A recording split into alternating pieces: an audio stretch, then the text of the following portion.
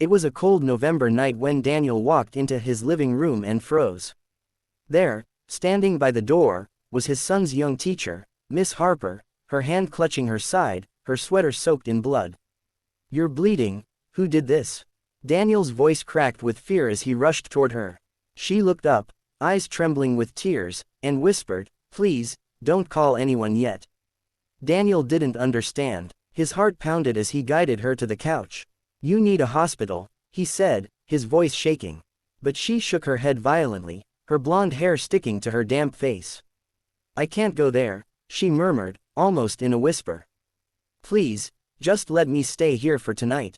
Daniel was a single father, a man who had been through his own pain. He knew what fear looked like, and right now, he saw it all over her face. He knelt beside her, gently pressing a clean towel against the wound. "You need to tell me what happened," he said softly. "Who did this to you?"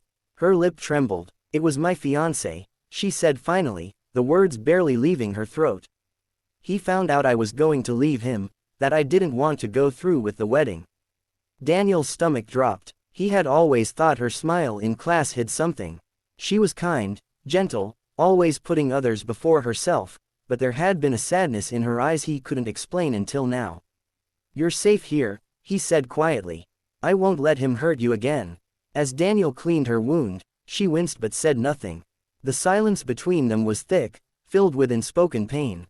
Daniel's little boy, Oliver, woke up and peeked around the corner, rubbing his eyes.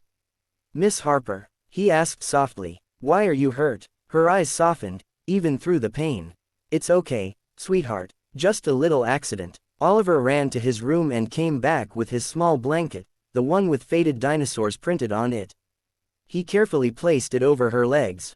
"This helps me when I'm scared," he said. Tears streamed down her face as she clutched the blanket. Daniel's chest tightened at the sight. That small act of kindness from his son carried more comfort than any words could. As the night passed, she slowly told Daniel everything. How her fiancé had become controlling, how he'd isolated her from friends, how she finally tried to leave, and that's when he snapped. She'd managed to escape and drive until her car broke down near Daniel's neighborhood. She'd walked the rest of the way, barely making it to his doorstep. Daniel listened quietly, his hands trembling in anger. He'd lost his wife years ago to illness, and since then, he'd promised himself never to get too close to anyone.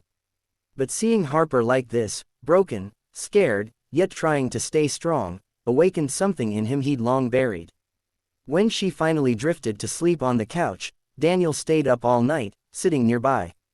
He couldn't help but think how fragile people could be, how easy it was to hide pain behind a smile. He looked at Oliver sleeping soundly in his room and then at Harper, and for the first time in years, he prayed, for her safety, for courage, and maybe, for a second chance at peace. Morning light spilled into the living room. Harper stirred, her face pale but calmer. Daniel handed her a cup of coffee and said gently, "We're going to the police today." "I'll go with you. You're not alone." Her eyes widened in surprise. "You'd do that for me?" He smiled softly. "You've been there for my son every day at school. It's time someone's there for you." That day, with Daniel by her side, Harper gave her statement. It was hard, her hands shook, tears fell, but she finally took the first step toward freedom. Daniel waited outside the station with Oliver, holding 2 cups of coffee and a small stuffed dinosaur for her. When she walked out, something in her had changed. She wasn't the same scared woman who'd stumbled into his house the night before. She looked stronger, still fragile, but determined. "Thank you," she said quietly. "If you hadn't opened that door, I don't know where I'd be." Daniel looked at her and replied, "Sometimes, the hardest doors to open are the ones that lead us to healing." Weeks passed, and life slowly returned to normal, or maybe something better than normal. Harper moved into a small apartment near the school, and Daniel often found himself dropping by with groceries or fixing things for her. Oliver adored her even more now, calling her his brave teacher.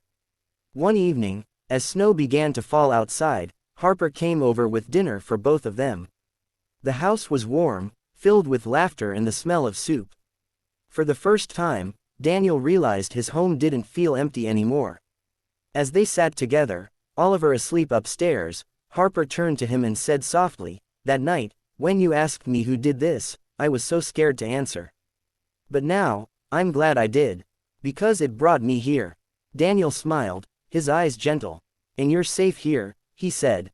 "Always." Outside, the snow continued to fall, covering the world in quiet white peace, a symbol of new beginnings.